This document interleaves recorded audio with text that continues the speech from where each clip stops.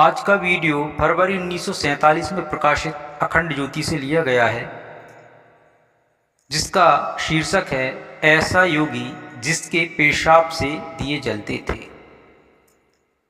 सुनिए यह लेख। सिंध प्रांत में शिकारपुर के पास एक ऐसे योगी की चर्चा सुनी जिसके पेशाब से दिए जलते थे। हिंदी भाषा में पेशाब से दिए जलाना एक कहावत है जिसका प्रयोग तेजस्विता प्रदर्शन के लिए होता है।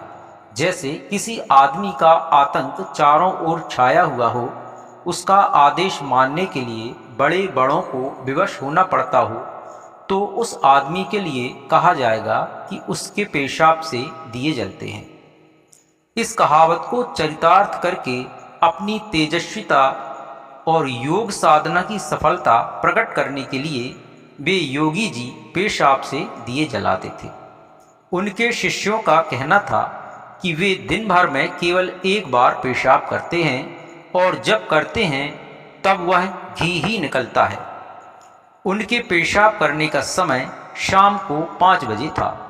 उस समय सैकड़ों दर्शक इस आश्चर्य को अपनी आंखों से देखने के लिए एकत्रित होते थे।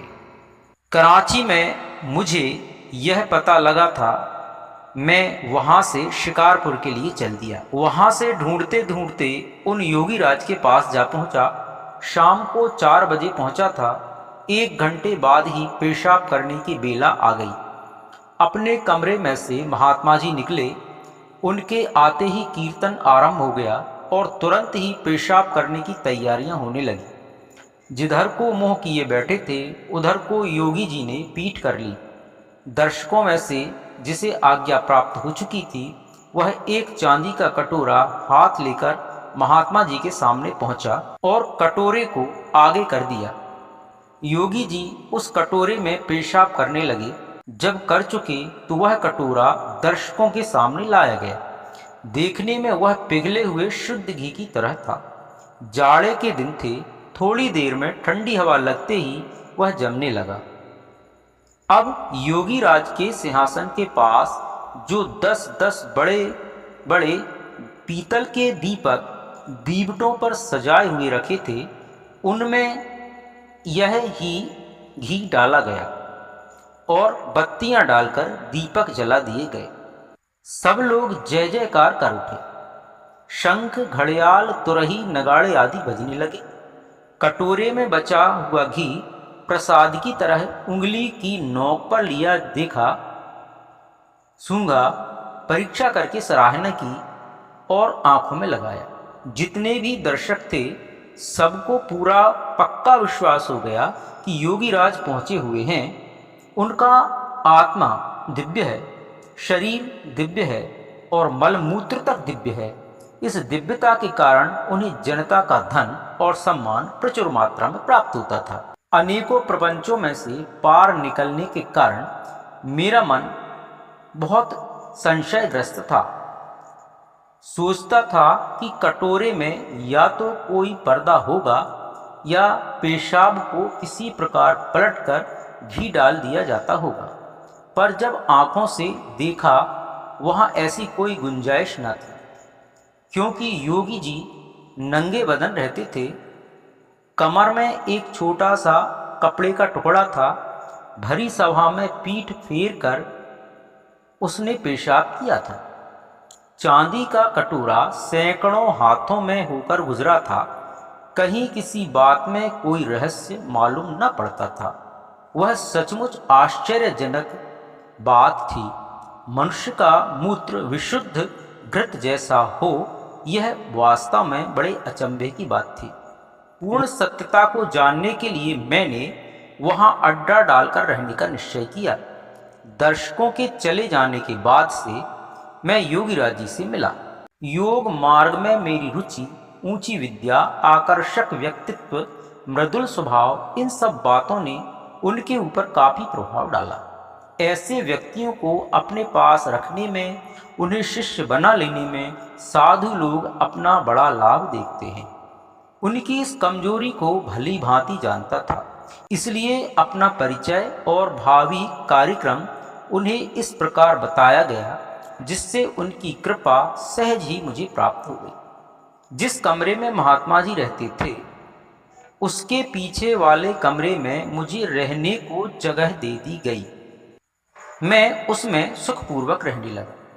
तथा की जांच किस प्रकार हो ऐसे उपाय में खोजने लगा। जहां पेशाब किया जाता था वहां कोई चालबाजी न होती थी। यह मैंने 2 रोज में सब प्रकार जांच लिया। एक दिन हाथ में कटोरा लेकर मैंने स्वयं पेशाब कराया। मूत्रेंद्रिय में घी निकलते मैंने खुद देखा।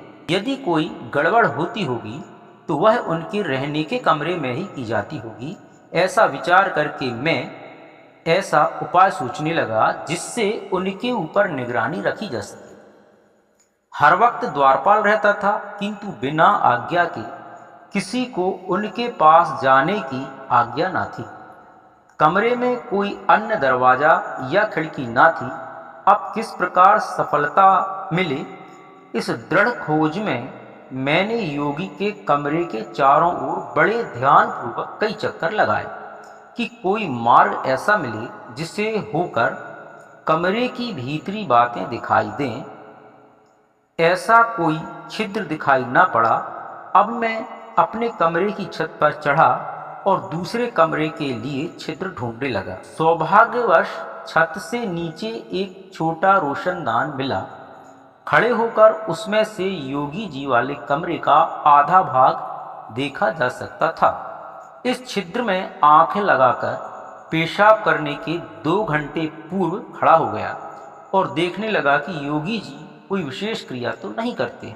जब 5 बजने में 15 मिनट बाकी रहे तो उन्होंने बोतल में रखी हुई एक पतली सी चीज निकाली, उसे कटोरी में उड़ेला और मूत्रेंद्रिय को उसमें डुबा दिया। उन्होंने 4-5 लंबे लंबे सांसें खींची और कटोरी खाली हो गई। कटोरी को एक ओर रखकर उन्होंने मूत्रेंद्रिय को कुछ ऐंठ कर गांठ सी बनाई और ऊपर से लंगोट कसकर बांध लिया। इस क्रिया को करने के बाद वे दर्शकों के सामने चले गए। मैं भी चुपचाप छत पर से उतरकर उसी भक्त मंडली में एक ओर जा बैठा। नित्य का क्रम यथावत चलने लगा। आगे गुरुदेव लिखते हैं कि अब भ्रत मूतने की दिव्य शक्ति का सारा रहस्य मेरी समझ में आ गया। हठ योगी आमतौर से वज्रोली क्रिया करते हैं। मूत्र मार्ग से जल ऊपर खींचना और फिर उसे निकाल देना वज्रोली क्रिया कहलाती है। पर यह कुछ भी कठिन नहीं है। हठ योग के अनेकों साधकों को हमने यह करते देखा था। थोड़े ही दिनों के प्रयत्न से अभ्यास हो जाता है। इसी क्रिया का अभ्यास इन योगी जी ने कर रखा था। वे पानी की जगह पर मूत्रेंद्रिय से घी चढ़ा लेते थे। इंद्रिय को ऐंठकर गांठसी बनाने और ऊपर से लंगोट कसने का प्रयोजन यह था कि चढ़ाया हुआ घी फैलने न पावे। पेशाब से निवृत्त होकर घी चढ़ाया जाता है जिससे कि कहीं घी और पेशाब मिल ना जाए। गुरुदेव लिखते हैं कि रहस्य मालूम हो गया था तो भी उसकी एक बार पुष्टि करने की और आवश्यकता थी। दूसरे दिन जब वे योगी जी 5 बजे जनता के सामने आए तो मैं अवसर पाकर उनके कमरे में चुपके से घुस गया और उस घी की भारी बोतल को अलमारी में से निकाल लाया। अलमारी ज्यों की त्यों बंद कर दी। दूसरे दिन नियत समय पर जबकि महात्मा जी के आने की तैयारी हो रही थी, अचानक संदेश आया कि योगी जी समाधि मग्न हो गए हैं, वे आज दर्शन देने नहीं आवेंगे। गुरुदेव लिखते हैं कि मैं समझ गया कि यह समाधि और कुछ नहीं, घी की बोतल ठीक समय पर ना मिलने और उसकी दूसरी व्यवस्था तुरंत ही ना हो सकने की समाधि है। जानकारी पूरी हो गई। दूसरे दिन खिन्न चित्त और उदास चेहरा लेकर मैं वहाँ से चल दिया। इस प्रकार हमारे गुरुदेव ने उस योगी के उस आडंबर का, उस दिखावे का रहस्योद्घाटन किया जो कि यह दावा किया करता था कि उसके पेशाब से दिए जलते थे। बस आज के लिए इतना ही। जय गुरुदेव, जय माता जी, जय गायत्री माँ।